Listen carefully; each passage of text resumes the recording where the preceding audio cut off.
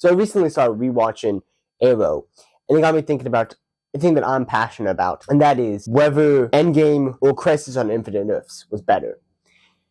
I'm coming from the standpoint, and I'm going to talk about it in a second when I'm talking about the hype. Overall, they were both, in my opinion, as someone who was a fan of the Arrowverse and someone who was a fan of the MCU, they were both hyped up as the big thing that years had been setting up to get to this point. In one way, I prefer one over the other, and it's not the one you were thinking of. So, with that being said, let's jump in and talk about our first point. That is the hype, right? I've been attempted to make one of these comparison videos. I don't really do much of these, but the Snyder Cut and Endgame, because the same goes with that. Though I will say, with the Snyder Cut, I wasn't that hyped for the Snyder Cut. I'm like, okay, who cares?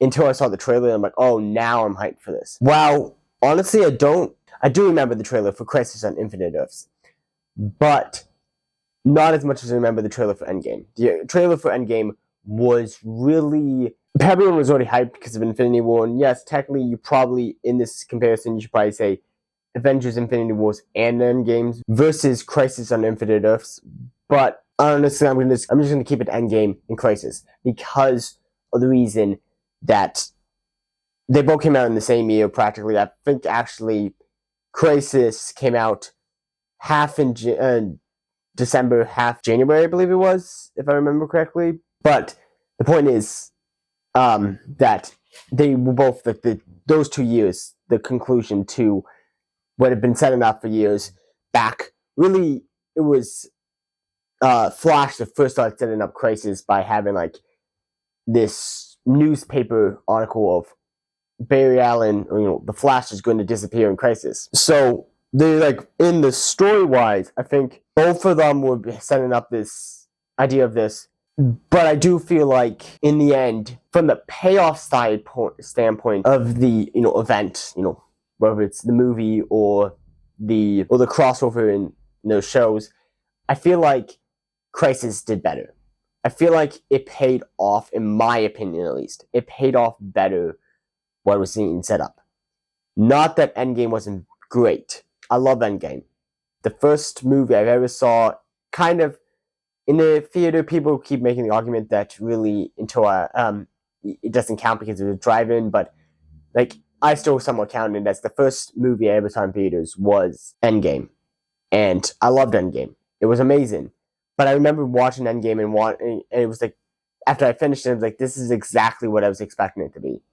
While with Crisis, I don't want to spoil too much about these, two things. There might be some spoilers in there here. I'll warn you if I'm going to come up with spoilers. But Endgame was really just gave us what we wanted. It gave us what we were expecting. In the end, there wasn't really any crazy stuff that we weren't expecting, besides one thing. While with Crisis, there was so many crossovers and I would probably make a video one day just saying, like an educational video, talk about how to properly do multiverse crossovers. Because I felt like, besides one, that I felt like the Smallville thing, I think it destroyed Smallville as a series completely based off of that crossover.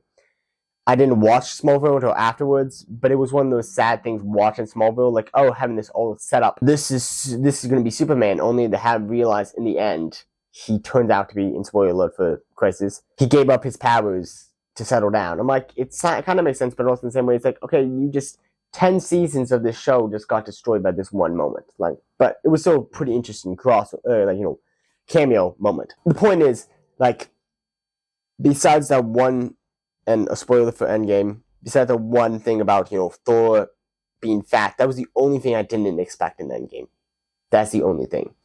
So, overall, I would say, when it comes to the hype and the actual payoff, Crisis, I feel like, gets it. When it comes to, based off of how the show set it up, or the movies set it up, I think Crisis also might somewhat get it. When it comes to the actual, like, outside of the shows, movies, I would say, in my opinion, Endgame did better with the trailers. Again, as I said before, I don't actually remember the trailer too much. I just, like, when I was thinking about it, oh yeah, I remember the trailer for,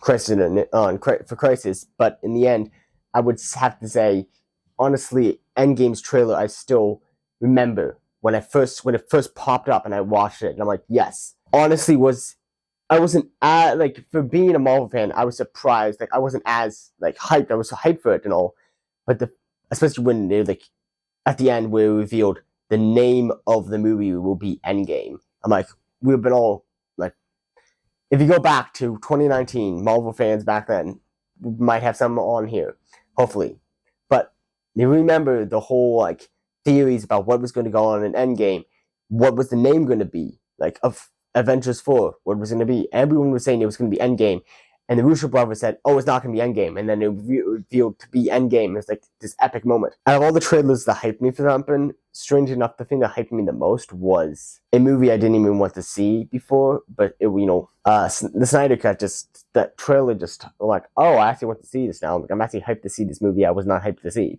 So I would say that if that was in the running, that would beat Endgame out. But because we're talking about Crisis versus Endgame, trailer wise and outside media wise, Endgame was better promoted in my opinion. With that being said, let's go on to the characters and all. The characters, I feel like they're both have great characters. You have I really like it how in Endgame you have like, it's really like playing off like, okay, these are the original 6 Avengers, let's make sure to spend more time with them.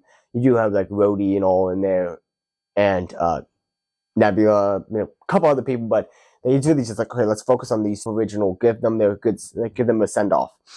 The characters' deaths in this movie are pretty good. Spoiler for Endgame, because I'm going to talk about the deaths quickly. Natasha's death, we all saw it coming, and they did a great job with it. In my opinion, they did a great job with that death. Tony Stark's death, another great death, especially coming from the standpoint of, I actually was sad about that death. As someone who's never a fan of Iron Man. Never have, never will be. I've tried to watch the, Iron Man movies again. Just, they're not interested. I'm not interested in like things focusing on just Iron Man. Like, Iron Man is one of those characters I prefer just in the background type thing. I just like, I get compared to Tony Stark sometimes, but I've never liked Tony Stark, to be honest. I just have never liked him as a character. And I won't even say, like, I can't even say his death is the most emotional death I've ever seen, because I don't know. I'm like, oh, that's sad that he died, but in the same way, I'm like, I'm sad for the people around him and not the fact that he's dead. I don't know. I have an interesting relationship with Tony Stark when it comes to Marvel and all, and I just, I don't like him as much as some people claim to like him. But in the same way, I think there was some great stuff with the first Iron Man movie and his character throughout the story, and his conclusion out there of like, going from the selfish man he was in the first Iron Man movie to the guy who saves the universe. While you have Captain America is the exact opposite. He grows from this, selfless guy who's willing to jump on a grenade to save his, his team, to doing something for once selfish in a way. Not in a bad way of being selfish, but he did something for himself for once. He went back in time and he spent the rest of his life with his, Peggy and all. So when it comes to the deaths in there, great. I love that. When it comes to the death in Crisis, you have same amount, the difference is the big death that happens twice in the series, because of course they kill him off twice, is, Oliver Queen. You kill him off once in the first episode, and then you kill him off in the second to last episode. Again, like, two times killing him. And as I just said, in the beginning of this, I just started rewatching Arrow. I love the series of Arrow. Arrow is one of my favorite TV shows ever. I love Arrow. I love the character of Oliver Queen. And so that death hit me more. That death was like, okay, yeah, this is my favorite character dying, not just once, but twice. And it was like a great way.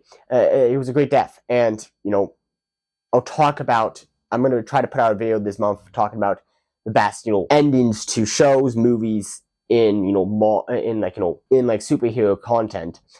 And I'll talk about the ending of Arrow, because I felt like that was a great ending. But there wasn't like much. There was a couple of other deaths in the show. Oliver Queen was actually the only really powerful death, if I remember correctly, in Crisis. But that doesn't mean that it wasn't powerful.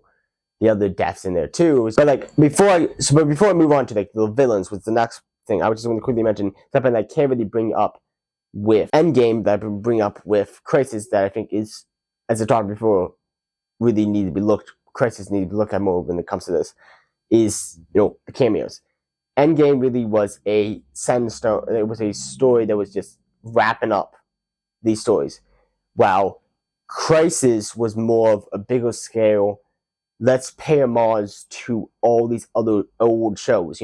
These shows, as I said, I started watching Smallville after finishing Crisis because I'm like, I want to see what this show that everyone's talking about is about. What's inspired, the Arrowverse to first get started. So I watched Smallville all the way through. It has its moments, it has its down moments too, but I like Smallville. You have, Birds of Prey. I haven't watched that show, but you have all these different cameos. And spoiler alert for it, one of the cameos that looks back not as great, but I remember my mouth dropping in awe when I saw it was when Ezra Miller's Flash appears in the show.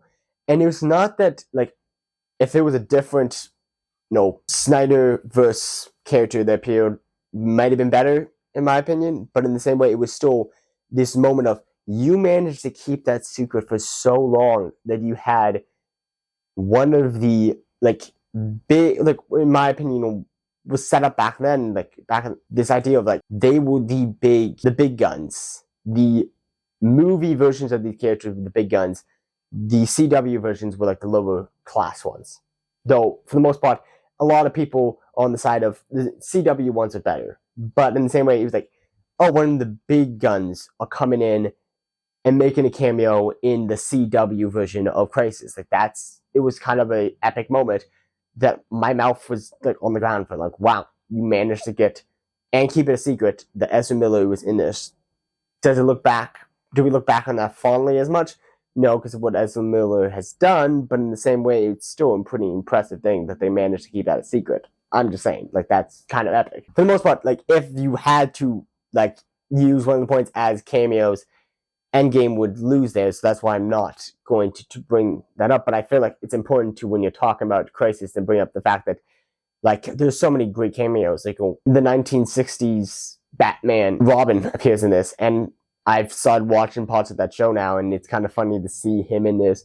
You have all these different cameos from these different characters. You have all these different cameos in it that I'm like, yes, please. My favorite version of Superman was in this show.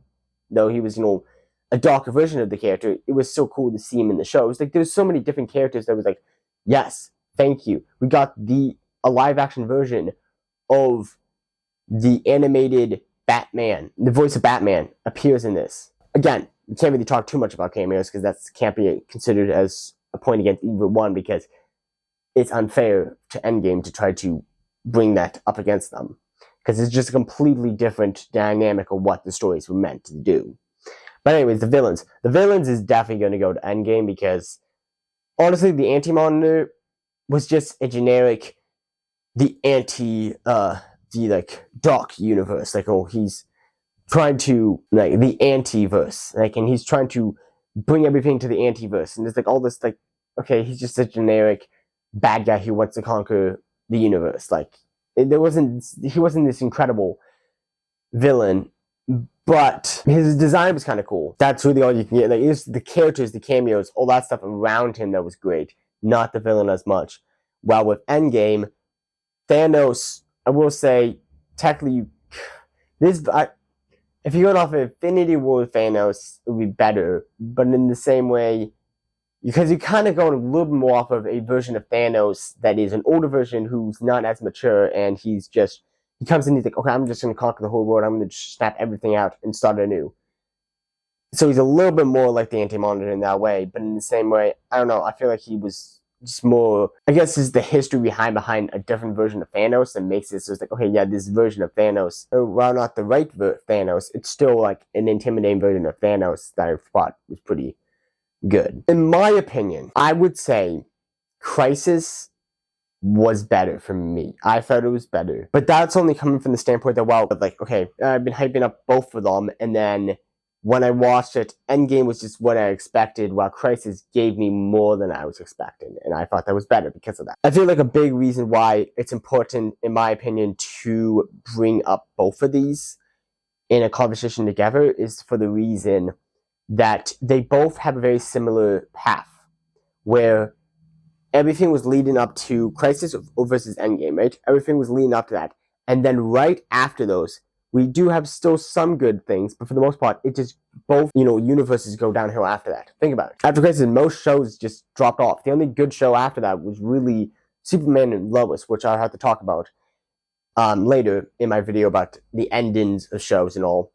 But like that was really good. Same with, you have No Way Home, which is also going to be on the list, and other shows like that. So there are some good things that come after both of them, but I feel like it's really important to look at them together and be like, yeah, they both have the same similar path of being the height of what each of the universes were like, and now it's going downhill. Really, maybe I'll make a video comparing Crisis versus Secret Wars, because those are probably more similar in storylines, in story-wise, but we'll see when we get to that. But we'll see if Doomsday and Secret Wars can actually bring back and be a new hump on that list of okay, we're going back up there. But yeah, I just wanted to make this video because it's something I'm passionate about the fact everyone talks about how great Endgame was, and I'm Endgame was okay, but I don't think it was incredible. In my opinion, I feel like it's the same thing I have with Frozen and other movies like that, where people hype it up being so incredible, and I watch it and I'm it's good, but the problem is it didn't give me anything I was not expecting, and I love it when movies give me more than I was expecting. I go into it, I'm going into this thinking it's going to be great, and then it was better than I was thinking. Well, Endgame was good, it had some great moments, but for the most part, we all expected what was going to happen in Endgame, and it gave us exactly what we wanted and thought was going to happen. So I think the biggest problem with Endgame is simply that I watched too many theory videos on what was going to happen in Endgame before watching it. So I went into it knowing exactly what was going to happen based off those theories. So yeah, overall, I would say I would give the point to Crisis, but as I said, Secret Wars might actually take that in the end. But we'll see. I just wanted to take the time to make a video talking about something that I'm passionate about when it comes to this, because I feel like it doesn't get talked enough that Crisis was actually pretty good. And it is the CW's version of Endgame that in my opinion, outbeats Endgame. So, I don't know. Anyways, if you guys want to see more videos like this, consider subscribing. Thank you guys for watching. This has been the Movie Net Reviewer, Peter Wary, signing off.